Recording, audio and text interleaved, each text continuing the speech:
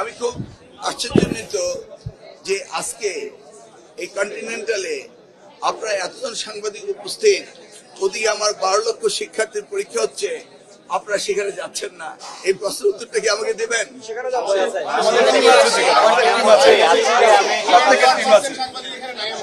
সবাই অপেক্ষা করছিল আপনার জন্য, আপনাকে না পেয়ে আমাদেরকে বলেছে আপনাকে যেন আমরা একটু নক মারি।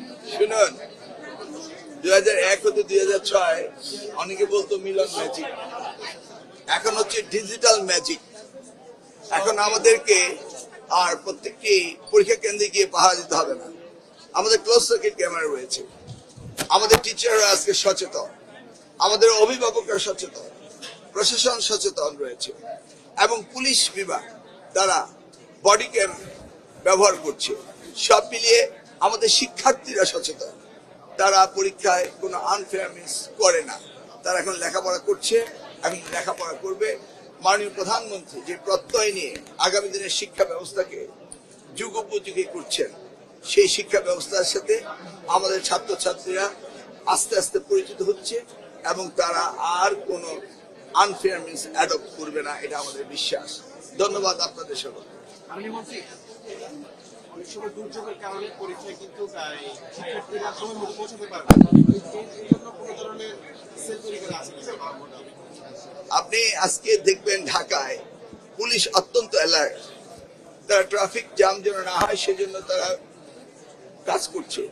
অপরদিকে দুর্যোগ ব্যবস্থাপনার জন্য আমাদের নির্দেশ রয়েছে, সেই এলাকায় যেখানে ঘটতে পারে সেখানে তাৎক্ষণিকভাবে সিদ্ধান্ত নেওয়ার জন্য কি কি ব্যবস্থা নেওয়া যেতে পারে সেই ব্যাপারে ইনস্ট্রাকশন দেওয়া আছে এবং সকলেই প্রস্তুত আমরা সুন্দর একটি পরীক্ষা নেওয়ার জন্য। আপনি একটা ঝরে পড়ার কথা বলছেন, শিক্ষার্থীরা সেটা দুঃখজনক বলছেন। এবার পরীক্ষার্থীদের মধ্যে এমন কোন সংখ্যা আছে যে কেমন সংখ্যা আছে যে এবার পরীক্ষা অংশগ্রহণ করছেন? দেখুন, ঝরে পড়ার নাম্বারটা এসএসসির পরে এইচএসসি বা দাখিলের পরে আইএলএম, এটা একটা স্বাভাবিক গতি ছিল। ভবিষ্যৎ হোক নিরাপদ, বিনিয়োগ হোক বিশ্বস্ত, আর আমার পছন্দ সল্ট বে। ওয়েলকাম টু সল্ট বে। অনেক মেয়েরা বিয়ে করে ফেলে, অনেক ছেলেরা কাজে চলে যায়, এগুলি একটি সাধারণ নিয়ম ছিল। কিন্তু এবার এটার রেটটা অনেক বেশি বেড়ে গিয়েছে, কারণ শিক্ষার্থীরা বুঝতে পেরেছে যে লেখাপড়া করতেই হবে পরীক্ষা দিতে হলে। অনেকে এবার প্রস্তুতি নিতে পারেনি বিধায় ভাবছি, তবে আমরা এই বিষয়টি গুরুত্ব দিয়ে দেখব। ক্লাসরুম এডুকেশন, টিচার্স ট্রেনিং প্রোগ্রামগুলো আমরা বাড়িয়ে দেব, সিলেবাস কারিকুলাম এবং সময় সবকিছু আমরা সুন্দরভাবে সাজিয়ে যেন আগামী দিনে এই ড্রপ আউট না হয়।